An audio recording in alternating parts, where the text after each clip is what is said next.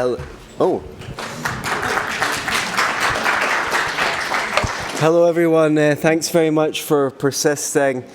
I hear there's coffee out there, so at this time in the morning. I'm really grateful to be here. My friend Tom told me not to say it's great to be here because everyone says that. So I'm grateful to be here. I'm wondering, can we just have a quick show of hands? Who thinks that the UBI would be better than the current welfare state if we replaced it? Who thinks it would be worse? Are some people undecided? No, you all know your own mind.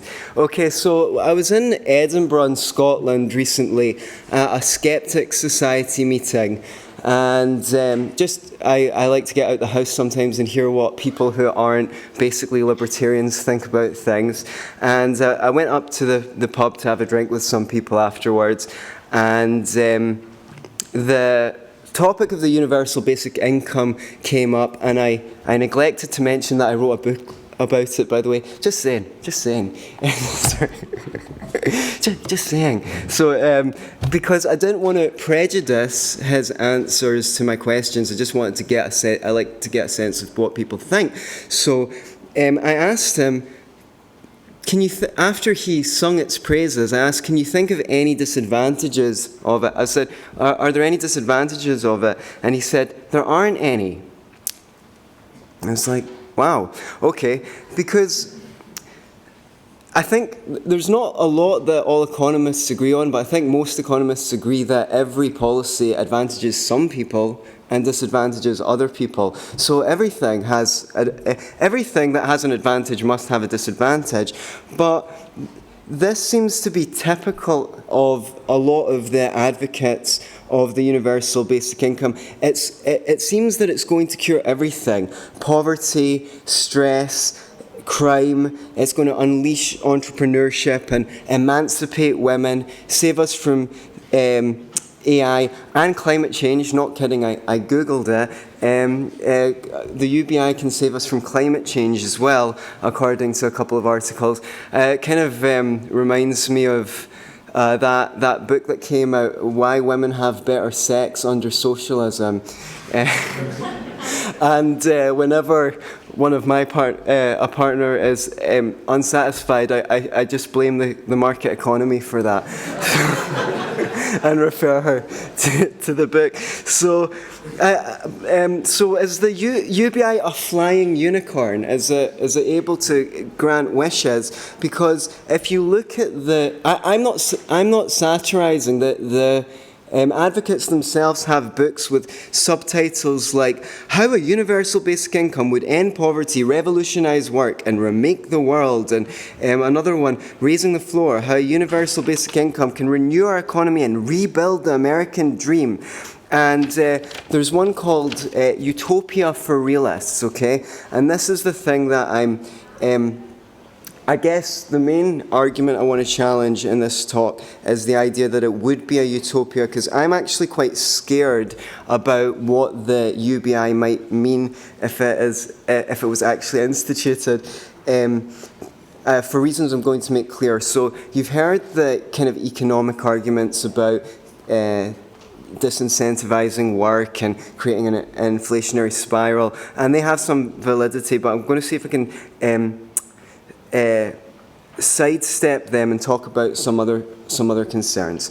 So I debated a libertarian called Michael Munger from the Cato Institute on a podcast called Lions of Liberty, and it was a good-natured discussion. But he came up with the beginning premise, which was that he was more optimistic than me as what we could achieve as libertarians. But underlying that was the implication that I'm somehow against moderate reforms. I'm not. I think one of the potential virtues of the UBI is supposedly closes poverty traps. When you earn more, you take home less, so it creates a disincentive to work. I think that could be cured as well. All you do is for every €1 that someone gains in work money, they only lose 50 cents of benefits. I'm not against gradual reforms. I think, we kind of have to be for gradual reforms because it might be just about what we get. So I'm not saying that... I think the argument that the UBI could close poverty traps is probably the best one for it, but I'm not of the position that it's slightly better than what we have now. I mean, one thing is that the current system's at least discriminatory, so you're not giving handouts to rich people. But worse still, I'm actually worried about people who are addicted to computer games, Facebook. They actually might benefit from getting out of the house, which is risky for people if they're socially anxious. You're not just making, it would make some people's lives worse. It would make their deaths worse, in some cases. So, let's see. One of the things, so I guess to go on to I'm going to skip some stuff because I don't think it'll give me more time to develop and more time to take questions. One of the arguments from libertarians is, taking on from what Michael Munger said, is this going to preserve the market economy? We're giving people money so that they can take it out and spending it. It's saving capitalism. And the thing is, if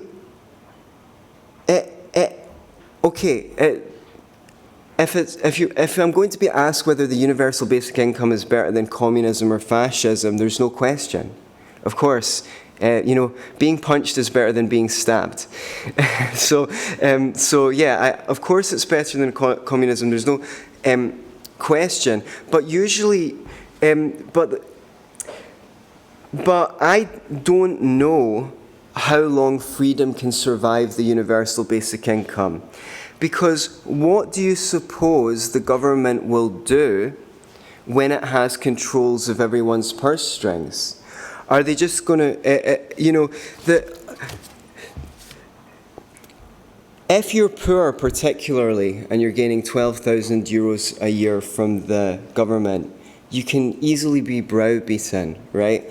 But if I was to lose 12,000 euros a year for giving this talk, would I still be appearing here? I leave it to your judgment of my integrity, right? So, I mean, we're talking about, you know what the excesses of the state are, these permanent wars in the Middle East, the trillions of debt, the bailouts for bankers, the drug war, etc., etc. Right? These are the people that we're going to be trusting with who, while the universal basic income may begin as universal, to decide how universal that is.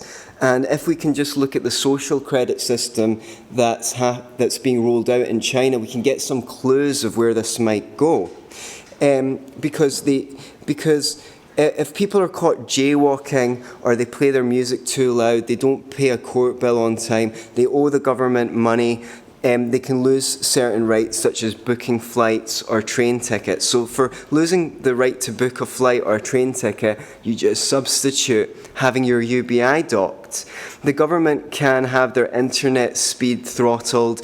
They can stop their children from going to the best schools. They can be excluded from the best hotels. They can even have their dog taken away. Not kidding. The government will come and take your dog away. So, and you be publicly shamed as a bad citizen. So this is the model the government could take with the universal basic income, far from being a utopia that frees us all to do what we want, to what we aspire to write bad art or poetry or amateur articles on Austrian economics.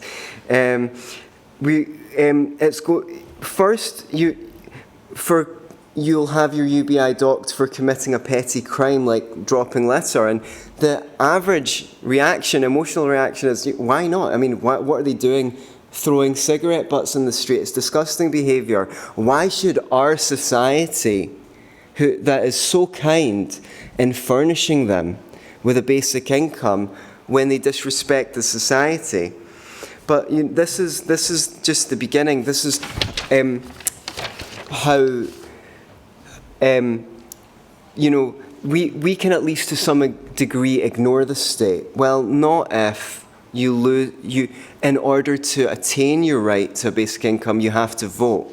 Even Charles Murray, who wrote the libertarian leaning conservative, who wrote the book Losing Ground on the disincentives of the welfare state and followed it up with a book suggesting the universal basic income, he says you're going to need a mandatory ID card or something like that in order to attain your basic income.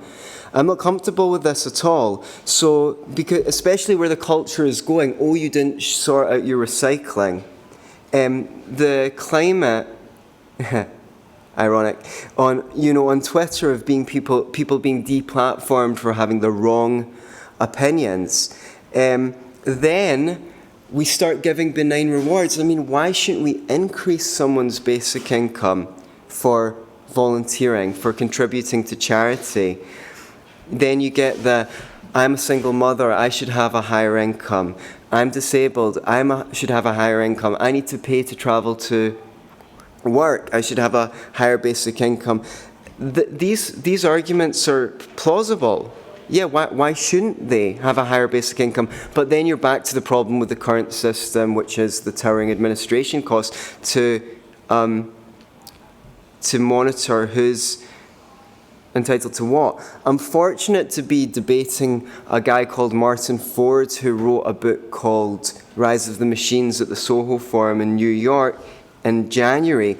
And he explicitly says that a government that, not just a basic income, but that incentivizes people to do the right things is preferable to a basic income. But he's got no sense of irony about how scary that is. This literally supplants the market economy with the judgment of central planners as to who gets paid what. That is Hayek's Road to Serfdom writ large. Of course, that's communism by the back door. The government's choosing who gets paid how much. So, how long before it's whether you're a good parent and good according to whose standards? Right now, China's just put a limit on the number of hours of video games that young people can play. And it's interesting because with this thing about fake news at the moment and Facebook putting warnings under this article and that article, you could be punitively punished for posting the wrong news. According to whom? The BBC in the UK sold the war on Afghanistan and Iraq. They repeated Tony Blair's claim that Saddam Hussein could do something in 45 minutes that would be destructive. But I don't think you're going to get banned from Facebook for posting BBC articles somehow. It's going to be alternative information. So the UBI can be used basically to falsify historic records and encourage people to send out the wrong messages, or at least discourage people from distributing the kind of messages that we might want. My friend Tom is here. He hosts the Scottish Liberty podcast with me. We recently covered a story. We were shocked in our country that a disabled person was fired from Asda Walmart for posting a clip of a comedy video on his Twitter feed when he wasn't even at work. And I mean, it would be scary anyway, but in the context of the culture that we're living in at the moment, it's just another weapon for the cultural Marxists to use. So I think I made my point. I don't think it's unrealistic to imagine people might be forced to accept mandatory IDs and things like that in order to get their universal basic income. In a time of war, you can be asked to enlist or lose your basic income because you're not doing your duty to join the military. And all of this would make the... are there any... I hope there's some aspiring novelists here. My non-fiction writing is my fiction writing is dreadful. So I think because I think this would make the basis of a great science fiction novel. Sadly, I'm all too convinced that it's what would actually happen. So I don't think... My conclusion is that the UBI is not going to liberate us. It's a political bludgeon, and given that the state uses any means at its disposal to impose its will on its citizens, I fear that the UBI would be just the tool to shape us. It would be neither. It's very unlikely to remain universal. I've got time. I think I've got time for some questions. If you've got statements or anything like that, points that you'd like to make, please come and talk to me afterwards. Otherwise, questions. Thank you.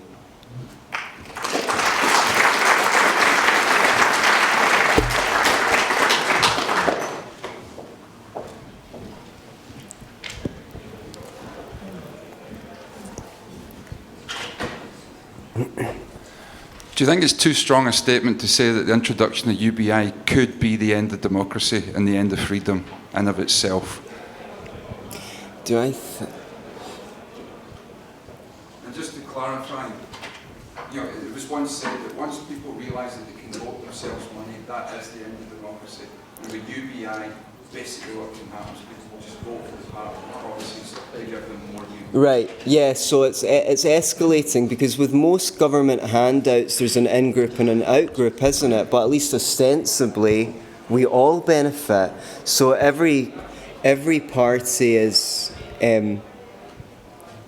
always got an incentive to offer a higher universal basic income in their policy.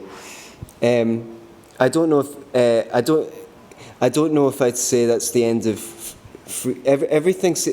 Tends to happen in a step-by-step process. So I don't know if I'd go as far as to say, well, that's the end. But it's certainly, from my perspective, it's probably the beginning of the end. Thank you. There was someone else here. Thank you very much for your talk. I was wondering, I agree with most things that you've said, but I see UBI as just a hidden way of introducing helicopter money. Helicopter money, as in to keep the consumption going, to introduce money to consumers to inflate the bubble. What do you think of that? Thank you. Well, yeah, I mean, there's the economic argument is, consumption doesn't cause growth, saving does. So it's based on a false idea that if you give people money, they're going to go out to the shops and spend it, and that's somehow going to create growth. I can't add anything more than that, other than I think a lot of the economic arguments for it are poor as well, not just the kind of utopian, we're all going to be so free arguments. Sorry, there was a gentleman here that seemed desperate to answer a question. Ask.